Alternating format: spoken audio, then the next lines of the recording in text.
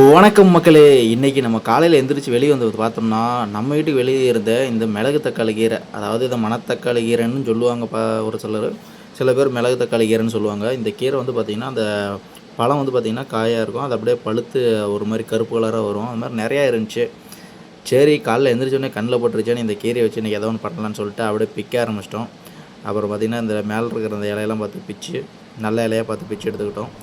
எடுத்து கொண்டு வந்து வச்சுட்டு ஒரு சட்டி இதுக்கு அடுப்பில் வச்சுக்கிறோம். வச்சு அதில் வந்து பார்த்திங்கன்னா கடலப்பருப்பு இருக்கு இல்லைங்களா, அதை எடுத்து போட்டுடலாம். ஆயில் ஊற்றோன்னா கடலப்பருப்பு ஃபஸ்ட்டு போட்டு அது கூட உளுந்து போட்டுக்கலாம். உளுந்து போட்டு வச்சுட்டு அப்படியே நல்லா ஒரு கிண்டி விட்டுருங்க. இந்த நல்லா அந்த பருப்பு ரெண்டுமே வந்து பார்த்திங்கன்னா நல்லா மொறுன்னு ஆகும். அந்த மாதிரி போட்டு கிண்டி எடுத்துக்கலாம்.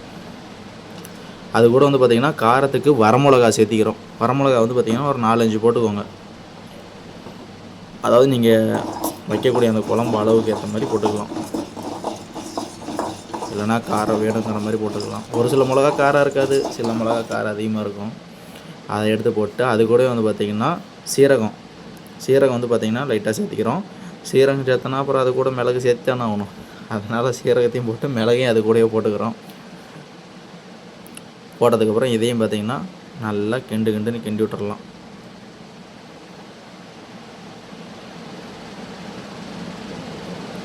அப்புறம் நம்ம சேனலுக்கு புதுசாக வந்தவங்க யாராவது இருந்தால் நம்ம சேனலில் அப்படியே ஒரு சப்ஸ்கிரைப் தள்ளிவிட்டு அந்த பெல் பட்டனை அப்படியே கிளிக் பண்ணி விட்டிங்கன்னா நம்ம போடுற வீடியோவோட தகவல்லாம் அப்படியே டிங்னு உங்களுக்கு வந்துடும்.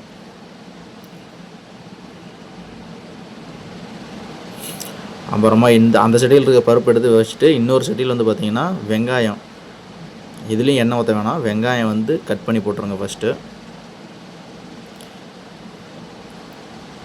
இப்போ வெங்காயம் கட் பண்ணி போட்டோட்டி இது கூடவே வந்து பார்த்திங்கன்னா நம்ம பூண்டுமே வந்து பார்த்திங்கன்னா நான் ஒரு 10 பல் பூண்டு வந்து பார்த்திங்கன்னா உரித்து அதையும் இது கூடயே போட்டுக்கலாம்.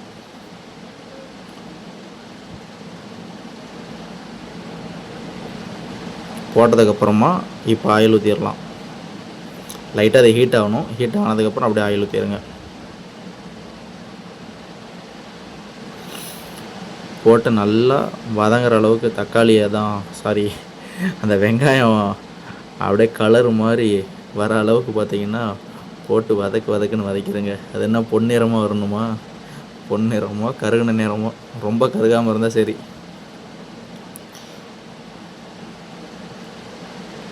ஓரளவுக்கு பார்த்திங்கன்னா கலர் மாறிட்டு இருக்குது. இப்போ இது கூட வந்து தக்காளி கலந்து விட்டுறலாம். தக்காளியும் போட்டு தக்காளியும் வதங்குற அளவுக்கு கொஞ்சம் டைம் எடுக்கும். அதுக்குள்ளே வந்து பார்த்திங்கன்னா நம்ம இந்த எடுத்துகிட்டு வந்த கீரையெல்லாம் இருக்குது பார்த்திங்களா, அதெல்லாம் பிச்சிடலாம். ஏன்னா நம்ம பிக்கிறப்ப செடியிலேருந்து பிக்கிறப்ப அந்த செடியோட அந்த இதெல்லாம் பாதிச்சுலாம் நிறையா வரும். அதனால் அதை எடுத்து அப்படியே கீரையை மட்டும் கிள்ளி எடுத்துக்கலாம். எடுத்து தண்ணியில் போட்டு அலசிக்கோங்க. ஏன்னா மண் அடித்து இதாக இருக்கும். எடுத்துகிட்டு அதையும் இந்த தக்காளியோடய போட்டுக்கலாம். தக்காளி வதக்கினதோடய போட்டு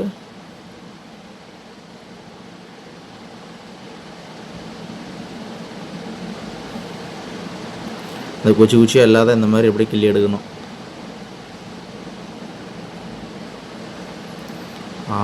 அவ்வளோதான், காலியாக போச்சா.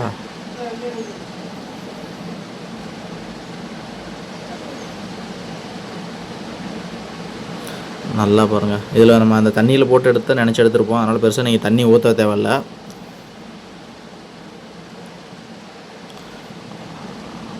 நல்லா கொதிக்குது. அடி பிடிக்காத அளவுக்கு அப்பப்போ கிண்டி விட்டுக்கோங்க.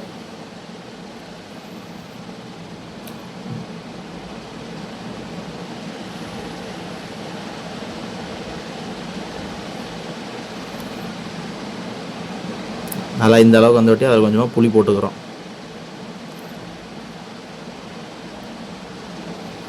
புளி வந்து அப்படியே போட்டுக்கலாம். நம்ம தண்ணியில் போட்டு இது பண்ணி தான் போடணும்னு அவசியம் இல்லை. புளி கரைசலாக போடணும்னு அவசியம் இல்லை. அடுத்து நம்ம எடுத்து வச்சுருந்த பருப்பு வந்து பார்த்திங்கன்னா ரெடியாக இருக்குது. இந்த பருப்பு வந்து ஒரு மிக்ஸி ஜாருக்குள்ளே போட்டுக்கலாம்.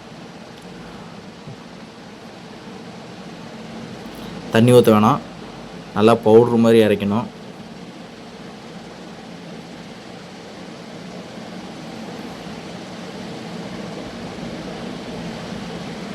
பாருங்கள், நல்லா பவுடராட்டம் வந்துருச்சு.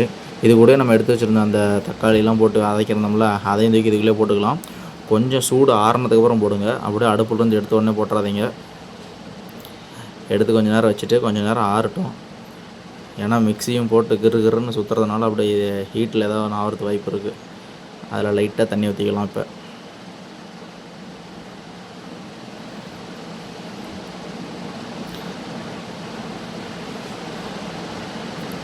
தண்ணி ஊற்றிட்டு உப்பு போட்டுக்கோங்க.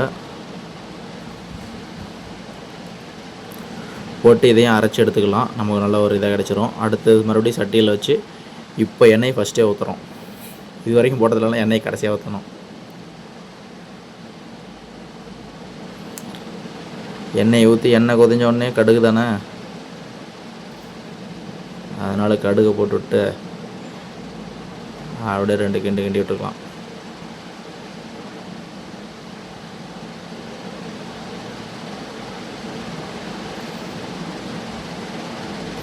கிண்டலான்னு பக்கத்தில் போனால் மூஞ்சிலே வெடிக்குது. ஓகே, அடுத்து அந்த கருவேப்பிலை தூக்கி போட்டுவிட்டு அப்புறம் மிளகா கம்மியாக போட்டுக்கிறோம்.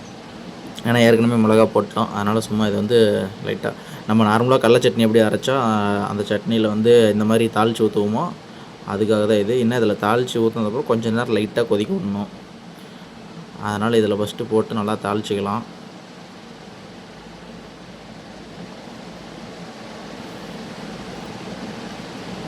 இந்த கருவேப்பிலையும் மிளகா நல்லா இதாகட்டும்.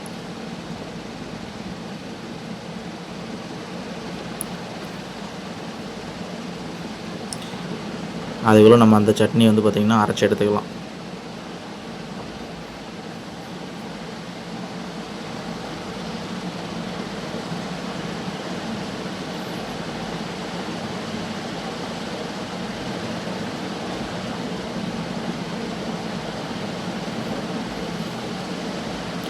ஓகே, ரெடி ஆயிடுச்சு. இந்த சட்னி நம்ம அரைச்சி வச்சதை எடுத்து அப்படியே இதில் ஊற்றிக்கலாம்.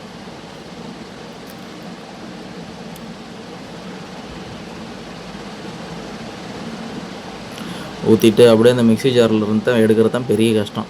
அந்த உள்ளே கை விட்டு எடுத்தோம்னா பிளேட்டில் கையை கிழிக்கும். பிடிச்சி கரண்டியில் பிடிச்சி இழுத்தாலும் எல்லாம் வராது. ஒரே கஷ்டமாப்பா.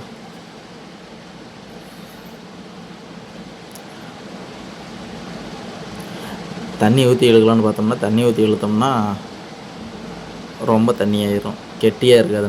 நம்ம கொஞ்சம் கெட்டியாக வேணும். கொஞ்சம் நேரம் கொதிக்க விட்டு லைட்டாக அப்படியே பபுள்ஸ் வர ஆரம்பிக்கும்.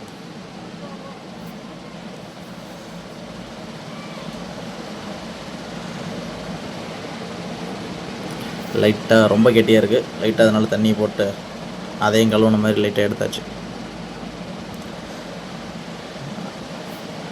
கொஞ்சம் சிம்முக்கு மேலே வச்சு அப்படியே இந்த மாதிரி கிண்டி விட்டிங்கன்னா தரமான ஒரு மருத்துவ குணமிக்க ஒரு சட்னி பார்த்திங்கன்னா மிளகு தக்காளியில் ரெடி ஆயிரும்.